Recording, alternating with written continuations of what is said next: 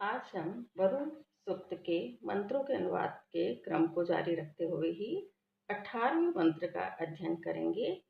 दर्शम नु विश्व दर्शितम दर्शम रथम अधिशमी एता जुषत में गिरह। यहाँ इस मंत्र में ऋषि के द्वारा वरुण देव की प्रसन्नता का प्रतिपादन किया गया है।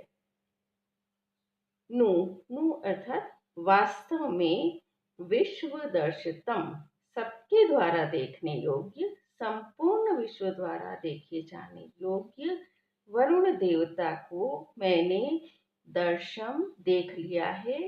शमी रथम, शमी पृथ्वी पर उनके रथम रथ को अधिदर्शम देख रहा हूँ। मैं एता गिरह, में मेरी एता गिरह, इन स्तुतियों को, इन प्रार्थनाओं को वरुण देवता ने जुषत स्वीकार कर लिया है, ग्रहण कर लिया है।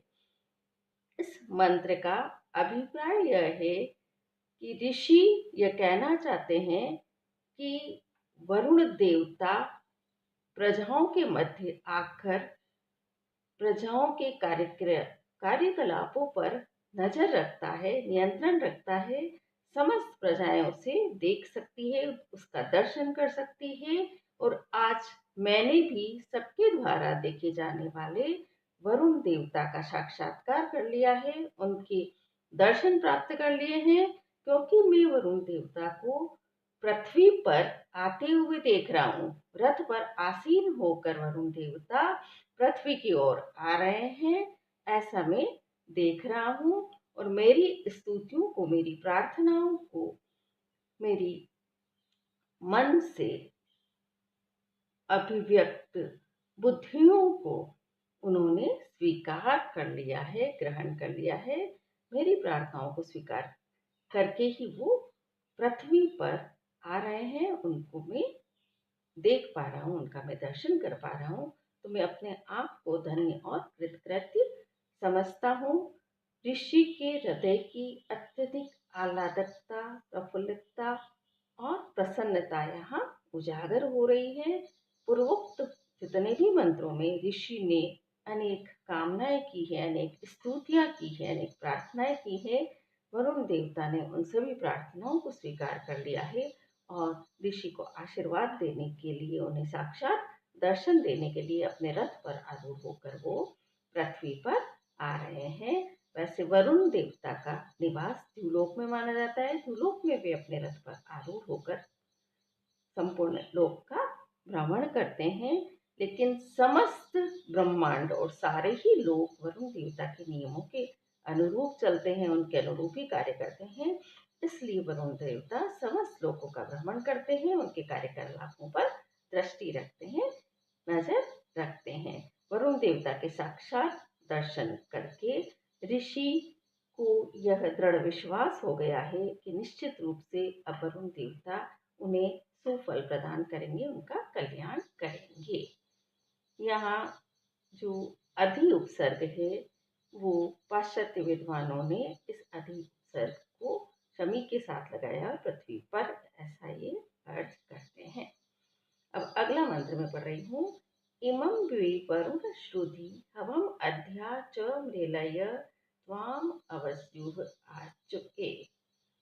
जब वरुण देवता पृथ्वी पर उतर रहे हैं तो अब साक्षात उनका आह्वान कर रहे हैं ऋषि और कह रहे हैं, वरुण, हे वरुण देवता, मैं इमम, मेरी इस हवम, हवम मेरी पुकार को, मेरे इस आह्वान को श्रुति, सुनो, च और अध्यामृलय, आज मुझे सुखी करो, मुझे सुख प्रदान करो। अवस्युः, रक्षा पाने का इच्छुक, अपनी रक्षा का इच्छुक मैं त्वाम आचके, तुम्हें पुकार रहा हूँ, तुम्हारा आह्वान कर रहा हूँ, तुम्हें बुला रहा हूँ। तो यहाँ ऋषि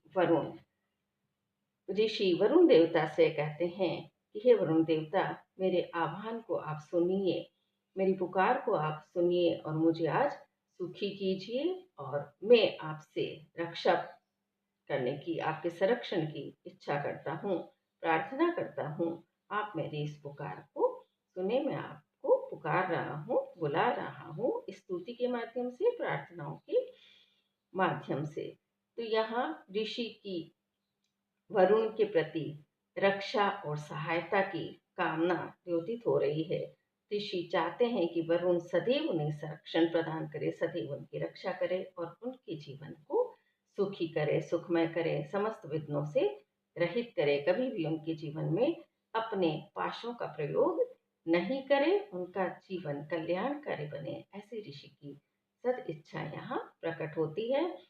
यहाँ पे श्रुति और अध्या में छांदस दीर्घ छंद के अनुरोध से इसको दीर्घ पढ़ा गया है। मृलय में भी वैदिक स्वर की विशेषता है। यहाँ ड जब दो स्वरों के बीच में आ जाता है तो ल के रूप में प्रयुक्त होता है। अब मैं अगले मंत्र को पढ़ रही हूँ। त्वं विश्वस्य मेधिर दिवश्च गमश्च राजसी स यामनी प्रतिश्रुति। इस मंत्र में ऋषि का अनुरोध वरुण देवता के प्रति यह है कि वरुण देवता निश्चित रूप से सुरक्षा का प्रतिवचन उन्हें प्रदान करें, सुरक्षा का वचन दे और संपूर्ण ब्रह्मांड के शासक के रूप में उन्हें बताया है। मेधिरः, हे विद्वान या बुद्धिमान वरुण देवता, तुम दिवश्च भूलोक के और गमश्च, गमः पृथ्वी लोक के और विश्वस्य संपूर्ण ब्रह्मांड के ऊपर राजसी सुशोभित हो रहे हो, प्रकाशमान हो रहे हो, दैदीप्यमान हो रहे हो। स ऐसे संपूर्ण लोकों में प्रकाशित होने वाले, दीप्तिमान होने वाले वरुण देवता, तुम यामिनी प्रतिश्रुति, यामिनी जीवन यात्रा में भी प्रतिश्रुति प्रतिवचन दो। इस मंत्र का अभिप्राय यह है कि वरुण देवता संपूर्ण लोकों का शासक है, संपूर्ण लोकों में प्रकाशित होता है, पृथ्वी लोक, भूलोक और संपूर्ण ब्रह्मांड पर शासन करता है। सर्वत्र उसकी आभा प्रसरित हो रही है, फैली हुई है। ऐसे गुणों से युक्त वरुण देवता संरक्षण का प्रतिवचन ऋषि को प्रदान करे, इस जीवन यात्रा में सुरक्षा का वचन दे, ऐसी ऋषि की कामना है। संसार यात्रा के मार्ग में कल्याण का, हित का और रक्षा का प्रतिवचन ऋषि वरुण देवता से चाहता है, क्योंकि उसकी मान्यता है, उसकी यह अभिलाषा है कि जो वरुण देवता तीनों लोकों का, संपूर्ण ब्रह्मांड का शासक है, सर्वत्र प्रकाशित होता है, संपूर्ण ब्रह्मांड को अपने नियमों से संचालित करता है, वह वरुण देवता निश्चित रूप से रक्षा का प्रत्युत्तर देने में भी, रक्षा का प्रतिवचन देने में भी सक्षम है, समर्थ है। यहाँ यामिनी में या धातु है जो गमन अर्थ को बताती है। इससे यह भी अभिप्राय सूचित होता है कि जैसे यात्री एक स्थान से दूसरे स्थान पर जाता है, वैसे ही इस संसार में भी सभी प्राणी आते हैं और पुनः अपना जीवन काल पूर्ण करके चले जाते हैं। तो उनका ये जीवन काल सुख और समृद्धि से व्यतीत हो, किसी प्रकार की कोई बाधा या निर्विघ्न उपस्थित नहीं हो। अतः ऋषि ने कल्याण और सहायता का प्रतिवचन वरुण देवता से मांगा है, उसकी याचना की है। यहाँ ग्म शब्द पृथ्वी के लिए प्रयुक्त हुआ है। इससे यह भी सूचित होता है कि वैदिक ऋषियों को पृथ्वी के परिभ्रमण का, पृथ्वी भ्रमण करती है, पृथ्वी अपनी दूरी पर घूमती है, इसका बहुत पहले से ही ज्ञान था, जो विज्ञान ने बहुत बाद में इसको प्रमाणित किया है। इस प्रकार से यहाँ संपूर्ण ब्रह्मांड के शासक और नियंता के रूप में और अत्यंत सामर्थ्यशाली देवता के रूप में वरुण की यहाँ प्रशंसा की गई है, उनका प्रतिपादन किया गया है। अब मैं अंतिम 21वें मंत्र का पठन कर रही हूँ। उत उत्तमम मुमुग्धि पाशम मध्यमम चित अब अधमानी जीव से। यहाँ इस मंत्र में वरुण देवता के पाशों का चित्रण है और उन पाशों को खोलने की प्रार्थना ऋषि के द्वारा की गई है, क्योंकि वरुण देवता जब क्रुद्ध होते हैं तो पापियों को अपने पाशों से दंडित करते हैं, अपने पाशों से जकड़ लेते हैं। तो यहाँ ऋषि ने प्रार्थना की कि कभी भी वे अपने पाशों का उन पर प्रयोग नहीं करें।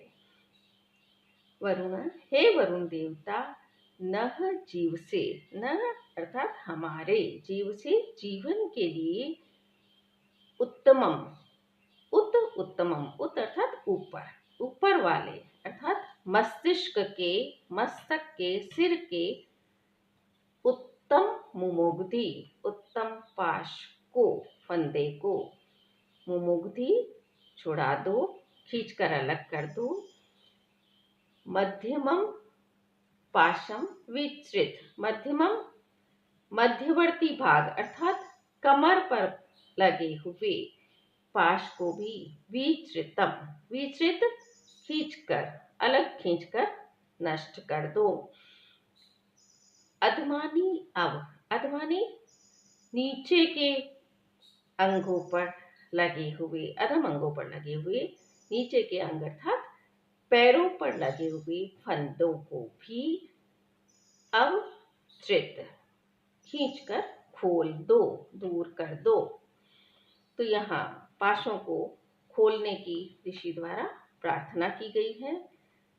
वरुण देवता के विषय में प्रसिद्ध है कि वे अपने पाशों से पापियों को जकड़ लेते हैं, दुष्कर्मियों को, कुकर्मियों को इन पाशों के माध्यम से दंडित करते हैं। ऋषि चाहता है कि कभी भी वरुण देव उन पाशों का प्रयोग ऋषि के ऊपर नहीं करें और सदैव उनके जीवन को सुखी और कल्याणकारी बनावे, हितकारी बनावे। जैसे लौकिक संस्कृत में यमराज का फंदा प्रसिद्ध है, यमराज अपने फंदे का प्रयोग जिस प्राणी पर चाहता है उस पर कर लेता है और उसको मृत्यु प्रदान कर देता है, ऐसे ही वैदिक काल में भी वरुण के ये पाश प्रसिद्ध थे और ये 3 प्रकार के थे, उत्तम, मध्यम और अधम। और इन्हीं 3 पाशों को उत, अव और वी, उत, वी और अव। उत अर्थात ऊपर, वी अर्थात बीच के और अव अर्थात नीचे के भागों में प्रयुक्त होने वाला बताया गया है। उत्तम पास का प्रयोग वरुण देवता किसी भी प्राणी के सिर पर करते हैं, इससे उसकी बोलने की सामर्थ्य या शक्ति नष्ट हो जाती है। मध्यम पास का प्रयोग वे उदर पर करते हैं, पेट पर करते हैं, जिससे उसकी भक्षण करने की, खाने की क्षमता समाप्त हो जाती है और यदि कुछ खा भी ले तो उसमें पचाने की सामर्थ्य नहीं रहती है, तो भक्षण शक्ति को और चक्षाग्नि को ही वो समाप्त कर देते हैं। और तीसरा जो अधम पास है, उस अधम पास का प्रयोग वे पैरों पर करते हैं, जिससे चलने फिरने की शक्ति व्यक्ति की समाप्त हो जाती है। इसीलिए यहाँ इन पाशों से मुक्ति की प्रार्थना वरुण देवता के द्वारा की गई है।